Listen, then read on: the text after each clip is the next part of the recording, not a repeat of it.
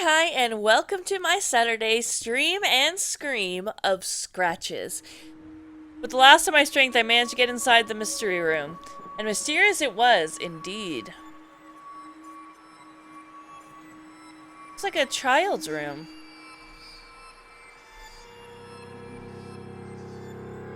Bricks. Bin.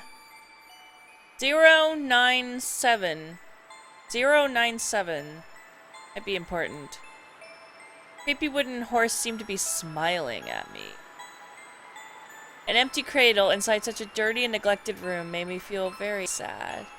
Well, it was clearly a boy. An angel was supposedly guarding the room, but it didn't make me feel any safer. Like, all the colors say boy.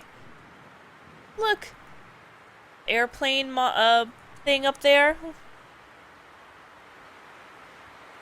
I believe the emotion he's looking for is yellow. Yeah, I think that's about accurate. Seemed as if someone took extreme measures to forget about the existence of this room for some reason. Mr. Blackwood? You're a wizard, Harry! Alright, no lights. A boy and a girl playing with a dog, I guess? I think that's a dog. Little girl with a dog in her lap. Very pleasant images, I guess. Chair for the mom to sit in. Definitely a boy's room.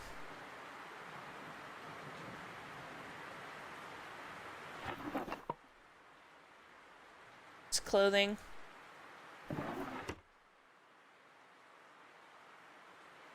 The blocks on the wagon spelled something? Birth certificate. Registration number 19. I don't think that's going to be important. Registration date, the 9th of August, 1961. Wasn't that the birth date? 09 something? I wonder if this member of the family was still around town and would perhaps be able to shed some light upon the passage through the house. I had to find a way of getting in touch with him.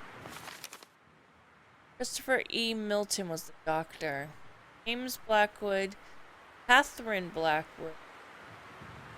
Date of birth was the 7th of August. Rothbury. Alright, let me look at the bricks again.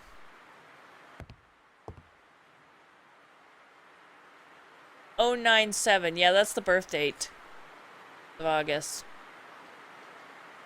Move. All I read of the bricks is move, maybe. Which is, I can't read the numbers though. There's a 6-6. Can't read it. Let me get back out.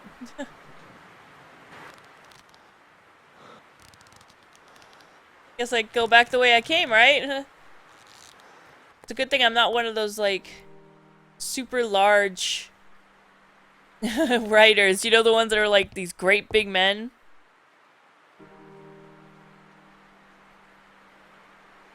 Okay, so the same place where I found out about the murder was the upstairs upstairs attic. The attic in the attic. So much attic in this place. Yeah, the newspapers. Oh yeah, just in case to remind you guys about the murder real quick. Mr. James Blackwood, distinguished resident of this town and widely acknowledged production engineer, was accused of murder yesterday by Miss Eva Mariani, maid of the Blackwood family.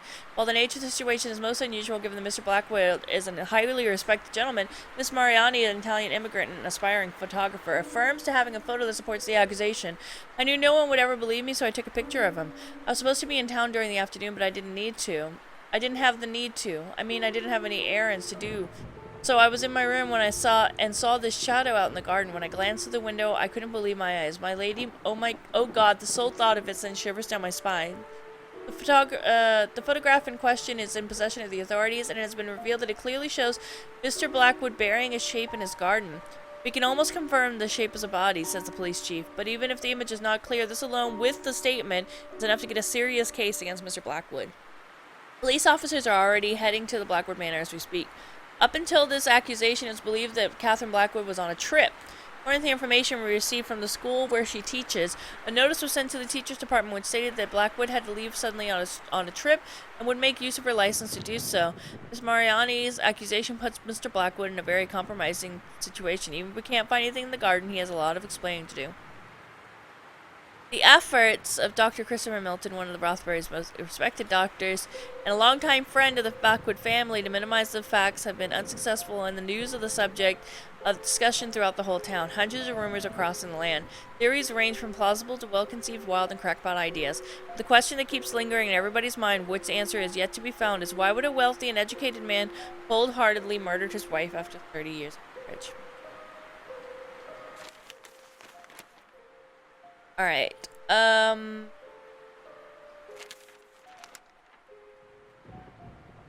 sad news hit our beloved town today. Following an announcement that received rejoicing amongst many, one of the most illustrious members of our community, Mr. James Blackwood, was a child soon. We now have to relate a macabre turn of events.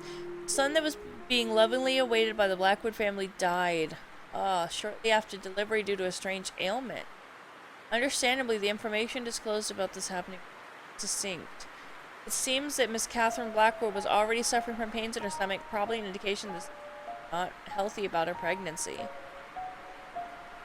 Dr. Christopher Milton, who attended the birth, assured us that he made every possible effort to ensure a safe delivery, but with the bowed head, he said that the boy was already doomed since his conception. The cause of death has not been stated, but those few close to the Blackwood family said there were serious complications during the delivery.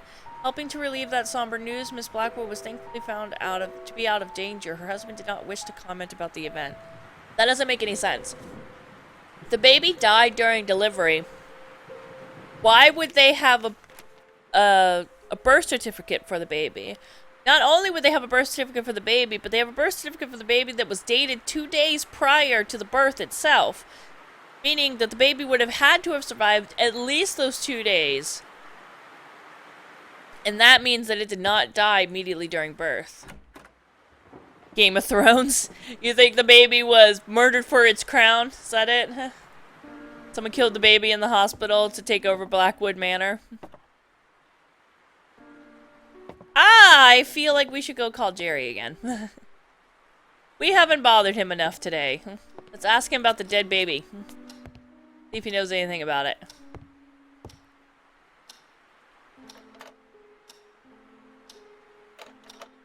Phone lines are down.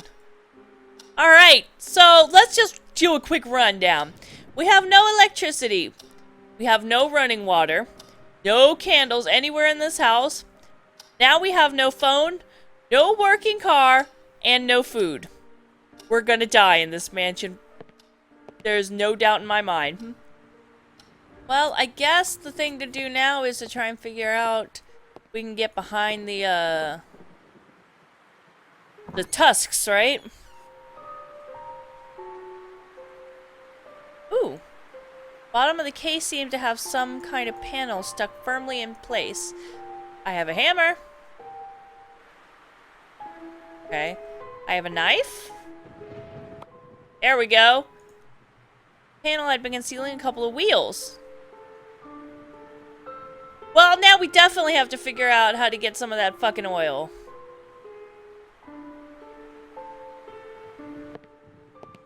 No way in hell we can't. We need the oil.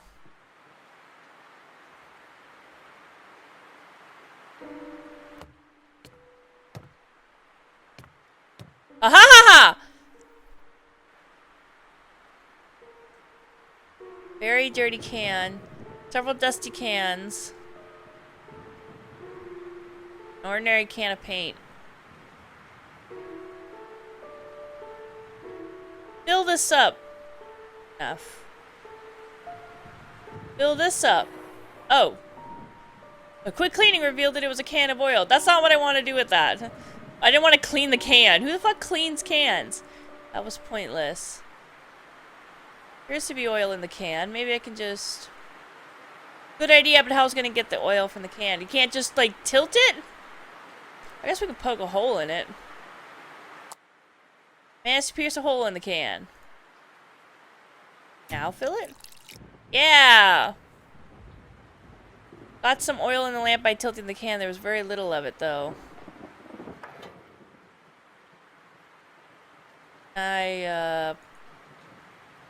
It didn't need to be oiled. Oh, I guess there's already oil in that little thing. Okay. Ha ha ha ha! I knew there was something up about that. All turned around and it's dark. Trying to get me to fall down these stairs. Alright. Been here exactly 1 day. I've broken a hole in the structure. I've torn the wallpaper. Am I right yet? I tapped the keys of the typewriter, trying to focus, but no. The mystery of the Blackwood family was too exciting to ignore. I'm the worst writer ever. Okay, I never fancied naps. Yes, quite. Achievement unlocked, you can do it. Groan! Groan, your puns are terrible. And I appreciate them so hard.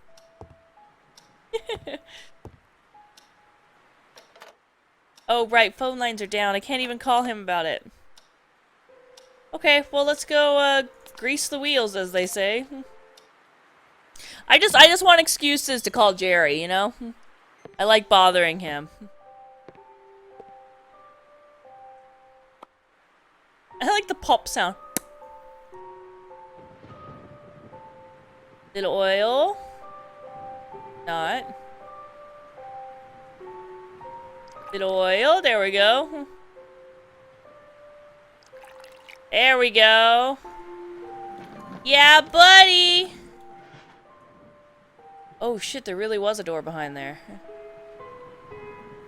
Okay. Well. We'll just, Whoops, haha. Let's not do that. Move the door things. No way I could remove these. Yeah, I know, that's why I had the hammer originally.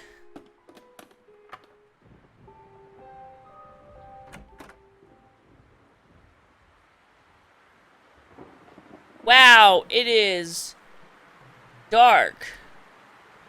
Hold on. I guess I should light it, huh?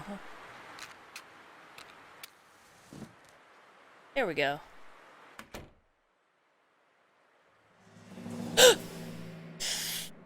Fuck! That scared me. Odd-looking African mask was positioned in the middle of the storeroom. Its present terribly uneasy. Wait, can I move these? Oh, I can. Now that there wasn't enough light, I extinguished the lamp to save the oil. I don't really want to, like, touch this thing. Ooh, papers. Alright, so let me give you the quick TLDR in case you don't remember the previous thing. So the previous journal that I read basically said there was a guy who worked with John Patterson, which is funny because that's the name of the guy who does the bridge construction in The Ghost in the Darkness, which is based on a true story. So I'm guessing they are referring to the actual John Patterson who killed the 2 lions in Savo, which you can actually go see in the Fields Museum if you wanted to, by the way. They're not nearly as scary as they try and make them out to be, though, in the stories and stuff, despite the fact that they are man-eaters and ate, like, a bunch of people, way more than any lion ever. But they're maneless lions because of the type of species that they are. So it's not as intimidating. They look very small. Anyways, so dude ends up finding out that there's a tribe there that he wants to, like, investigate further. And he keeps, like, spying on them. He ends up seeing one of them do one of these times where they're doing, like, a dancing ritual thing, and there's a mask in the middle, which I'm guessing is this mask that we just revealed, because there was a spot missing in the cabinet of all the masks. Anyways, and one of the villagers or tribesmen starts walking towards the mask as if he's in a trance, goes completely silent, everybody goes silent, and they literally beat him to death with their bare hands, twisting and tearing at his flesh and rending his bones until he turns into nothing but pretty much a red sack of meat. And I guess he stole their mask, maybe? But yeah. My recent research on the Dalmar, that's the name of the tribe, have shed some light on their terrible activities. I understand now that the lack of existing information about them was not only a cause of their small size and rarity, but also a reluctance or rather superstitious attitude towards their nature. Even some of the most important historians of South Africa will refuse to mention their name, usually referring to them as the War Tribe. After digging into some of the most obscure books I could find on the subject, I must admit now that reading them made me very nervous and uneasy, bringing back the memory of that horrible act I witnessed on that day. I can't understand why any human being, uncivilized or not, would behave is of course very common and a recurring theme in history. The Dalmar, they went even beyond war. Usually a tribe will engage in battle to conquer new territory, perhaps defeat an enemy. They did it for the sole reason of destruction and extreme love for violence. The account of their actions is downright scary. They'd invade villages, slaughtering every inhabitant without regard for sex or age. Men, women, children would inevitably perish to their fury and hate. Which is, I think, the most unsettling element of their stories. They didn't use any weapons. They killed villagers with their bare hands and teeth, as if they were drawing power from an unearthly source. I find it hard to believe this. If I hadn't seen it with my own eyes, I'd say it was some kind of wild legend. Once they'd slaughtered every living thing in the village, they'd burn it to the ground, every single construction or possession of the fallen villagers, proof that they definitely were not interested in conquering or even taking some advantage of the terrain. Their motives were moved solely and purely by an incredible despisal of life and hatred towards anything that wasn't from their village. Some men just want to watch the burn, Master Bruce. I'm Michael Caine. That was a fucking terrible Michael Caine impersonation, and we're never going to talk about it again. That is another curious thing. They somehow managed to sustain a constant population level, as if they controlled exactly the amount of people needed for an attack, but at the same time warrant survival using their few existing resources. I fear this wasn't some kind of wondrous organization system, but rather an elimination process of a useless member or unnecessary child. I dare not think about it, but I'm afraid this would explain why they didn't need to hunt for food. They feasted upon themselves. Now I know what the mask I took, stands for, and I shiver at the thought of it. I must confess I'm worried. I don't know why, but I fear for my life. Oh. Dear Christopher, please excuse the tone of this letter. I know I must... Christopher, isn't that the name of the doctor? Christopher Milton, right? Was the name of the guy who brought the, child into the world. Please excuse the tone of this letter. I know I must sound like a raving madman, but I truly can't find a proper way to put together all the thoughts that have been taking my sleep away these past days. There's a reason behind all these recent adversities. It's the mask, Christopher. It's that mask I told you about. I wouldn't believe it myself if I hadn't studied its origins on my own, but it's really the source of all my suffering. The tribe it belonged to, I must confess I didn't take the mask by appropriate means, and I fear this might have unleashed some terrible wrath against my life and everything that surrounds me. It's been over a year ago since I witnessed the most outrageous acts of violence that had not even in my worst nightmares could I have imagined, and the mask was the epicenter of it all. What was I thinking when I took it was beyond me. It was probably a vicious streak of greed. But I can see clearly now. The rain is gone. It represents evil, and I'm truly convinced this evil can somehow take shape and punish those who have disgraced it. I did, and now I must face the consequences. Yeah, it is a lot of exposition, just boom. I will take some of the time to investigate this. I might even go back to South Africa to seek help, although something tells me not even returning the mask would do any good. Damage is already done, and I believe it's getting worse as days go by.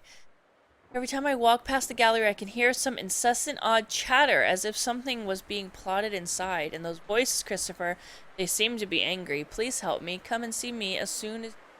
James.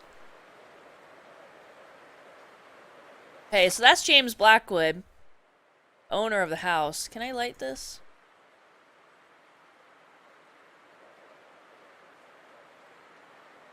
Nope. Alright. That's James Blackwood, the owner of the house. Oh god, that mask is unnerving.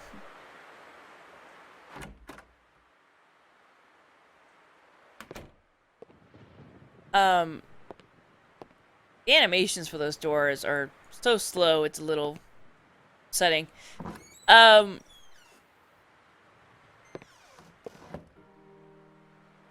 And, so he basically called his doctor friend, I guess, to help him with the mask, I suppose? There was a second journal, and I'm wondering now if maybe that journal was written by the doctor. Hey! Progress! Woohoo! They're not gonna take the money back anyways. Yeah, it feels like you know there's gonna be like a jump scare one of these times. Exactly. I completely agree. It puts you on edge. Suddenly she stopped and stood there paralyzed, hesitant to give any credit to what her eyes were seeing, and completely unaware of the potentially dangerous situation. Surprisingly, wasn't anything unusual or strange about the event. Little Kathy was hastily crossing the living room towards the huge oak door, her fancy black dress fluttering at every footstep. As the girl reached the doorknob, she turned to look back at Marion and urged her with a whisper to hurry up. Marion wasn't seeing Kathy. Her memories haunted her back and displaced reality, giving room to the nightmarish vision she had spent months trying to forget ever since her first visit to the old house. In her dreams, she saw the little girl wearing a black dress emerging from a passageway hidden in the room. She never actually managed to glimpse where the passage was, only saw the girl running towards her, her small face contorted in a horrible grimace. Marion quickly realized it was a twisted version of Kathy she would know later, as if her figure was then distorted by a veil of smoke. Her exact movements of the room, reaching for the knob, facing her back, there were too many coincidences to ignore. It wasn't a nightmare that she experienced that day, nor a ghost, something she refused to believe in, but was now willing to blindly embrace as the truth, given the shocking vividness of the vision. A ghost would come from the past, which she seen came from the... Her thoughts were interrupted as a figure behind her cast a shadow across the doorstep. "You filthy liar, you have betrayed me," groaned a deep voice.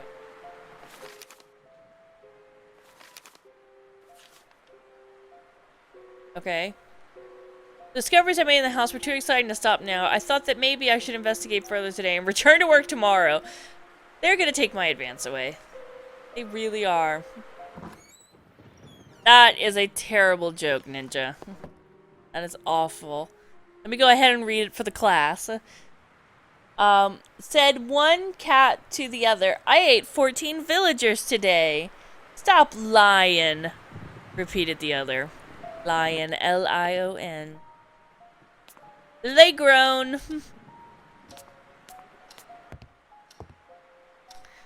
Phone's working again yet? So much I want to tell Jerry. Yay! I meant to click on Jerry. There we go. Jerry, Jerry, Jerry, Jerry, Jerry! Guess what I found? Yes? Jerry, it's me. You won't believe what I found here. Try me. It's about the happenings that led to the murder you told me about. There's an impressive backstory Murder in this place and many loose ends. It would seem nobody ever stumbled upon this. Shouldn't you be working on your book? Are you listening to me? James Blackwood Probably. was into some very weird stuff and possibly dangerous. Something tells me this case is much more complex than it was thought to be. Why don't you inform the authorities? I'm sure they'll be dying to reopen a long-forgotten case about some crazy old psycho killing his wife. No, I miss all the fun. I'm doing this on my own. Last I wonder if the famous noises words. I heard have anything to do Famous with it. last words. Maybe James Blackwood was trying to hide something. Like in that book, where an old man was guarding the entrance to hell. I bet this James Blackwood person had a doorway like that in his basement. Those dreadful noises must be the sounds of the damned coming for you. Wow, I thanks think for so. that. That's been very helpful. Great to have friends like you. Then stop talking about all this nonsense. Do you have any idea how crazy it sounds? You're a writer, not some fancy PI. I'll get to the bottom of this. It's a very I know thin line. I'm certain there's much more to James Blackwood than a simple act of murder. Murder. Morbid than usual. Simple Murder. Just somebody died. Nothing to worry about. This isn't like you, Michael. This whole thing is really affecting you. Stop being a drama queen. I'm a grown-up and I'm pretty aware of what I'm doing. Fine. Go chase around the ghosts of James Blackwood. I'll stay here. I will. Thank you. Know about my progress. Yeah, Jerry is totally gonna come after me with the tire and iron if I don't get on that book. Tim Curry. Yeah, it's a very clue, isn't it, right there? That pronunciation of murder. Also reminds me a little bit of Hot Fuzz. They go out of their way to pronounce murder that way. Alright, thank you so much for watching. I hope you guys enjoyed it. Give me that thumbs up if you did. And subscribe if you want more content. Thanks again, guys. Alright. Bye, bye, bye. Pete, hurry! I believe he's trying. Oh, come on. Alright, roll reversal. Woo!